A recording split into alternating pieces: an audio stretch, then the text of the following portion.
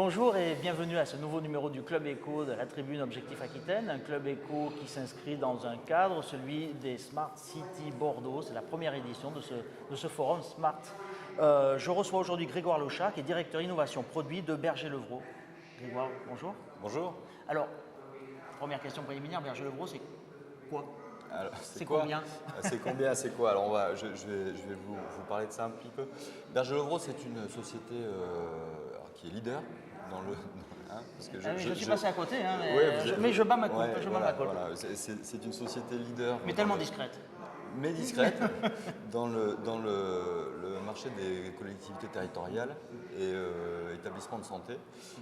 Et c'est une entreprise qui a une histoire assez ancienne, puisque nous sommes éditeurs de logiciels depuis une trentaine d'années.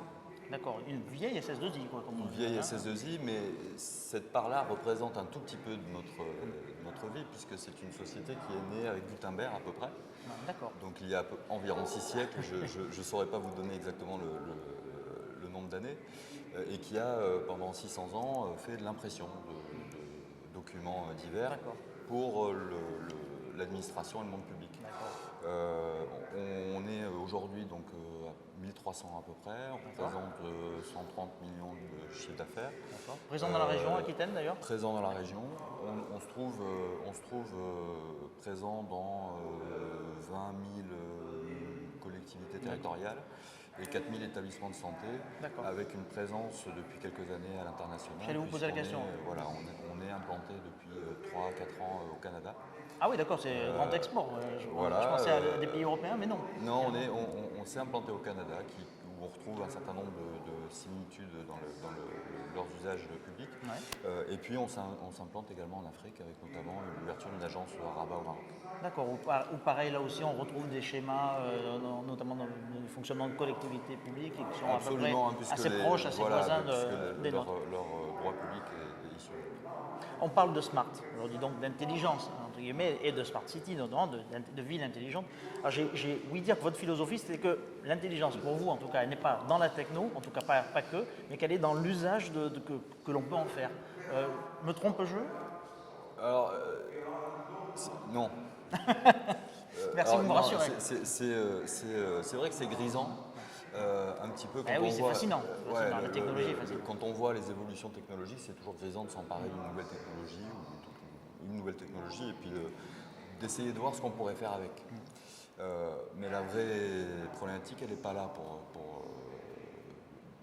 pour moi, elle se trouve plus, et c'est même le seul endroit où se pose la question quand on parle d'innovation, elle se trouve dans la question: quel est le problème à résoudre? C'est quoi qu'on doit résoudre comme problème? Exactement, elle doit répondre à une problématique. Quand on est éditeur de logiciels, ou même une start-up, qui que ce soit qui essaye d'imaginer des services à destination des gens et d'autres structures, cette question-là elle est essentielle, parce que lorsque vous résolvez un service, on a toutes les chances que quelqu'un accepte de payer pour que vous le fassiez. C'est ce que j'allais dire, on peut le monétiser, c'est un peu simple. C'est ça le fond du problème pour moi. Alors, après, quand la technologie a sa place là-dedans, évidemment. Bien sûr.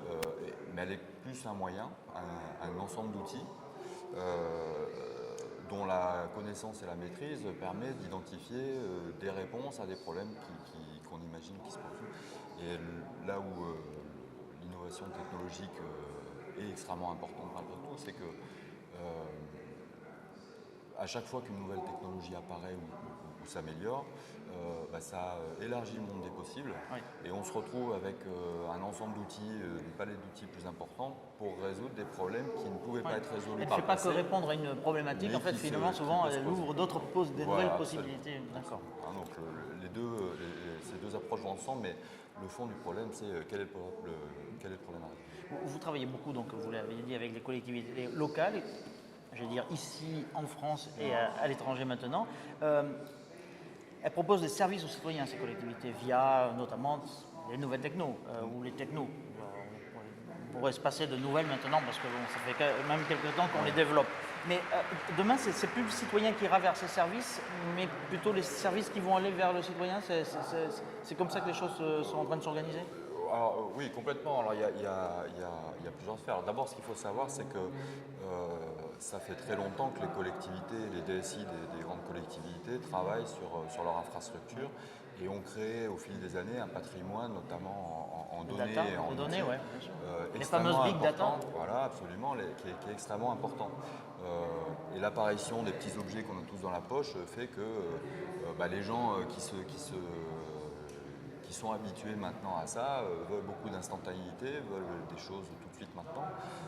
Et ce lien entre l'usager que nous sommes tous des collectivités publiques et cette exigence d'instantanéité fait que, effectivement, les collectivités, de plus en plus, mais ça fait déjà un moment que c'est engagé, passent d'un mode guichet à un mode où les services sont proposés Oui, aux très usagers. proactif finalement. Absolument. Voilà, on propose de plus Voilà. en plus de. D'accord, ça c'est l'évolution l'évolution des technos et donc aussi des usages en fait. Ces trois phénomènes, des collectivités qui ont beaucoup de capacités technologiques aujourd'hui, et puis des habitudes qui sont prises. Berger-Levroux, vous l'avez dit, ce sera ma dernière question, était là en même temps que Gutenberg, quasiment. Ouais. Vous êtes passé en matière d'ordinateur du boulier aux tablettes PC. Est-ce que vous avez le sentiment que sur ces dernières années, sans aller aussi loin dans l'histoire, mais sur ces dernières années, avec je veux dire, notamment l'accès à ces big data et l'émergence de nouveaux services, est-ce que vous avez le sentiment que votre métier a, sinon radicalement, mais en tout cas changé? Complètement. Et il continue de changer très fortement, notamment avec le phénomène de dématérialisation. Ouais. On gérait beaucoup de papier Bien sûr. en France, on en gère de moins en moins. Et ça amène une exigence et un fort changement dans nos approches, dans les demandes qui nous sont faites, que les clients nous font. Révolution en cours ou toujours Elle d'actu? est en cours, engagée, elle continue. Et elle va continuer encore un moment. La prochaine révolution, justement, c'est celle des données, celle de l'hébergement, celle de la dématérialisation, celle du cloud, par exemple. C'est ça la révolution? C'est un peu tout ça? C'est un peu tout ça. Il y a quelque chose autour des données et de l'open data qui est clairement en jeu en ce moment. Grégoire Lechard, je vous remercie. Merci de Merci m'avoir à vous. accordé ce temps en pleine journée Smart City Je vous en Bordeaux. prie, merci. Et puis moi, il ne me reste plus qu'à vous souhaiter une bonne soirée, vous donner rendez-vous au prochain Club Éco de la Tribune Objectif Aquitaine. Au revoir.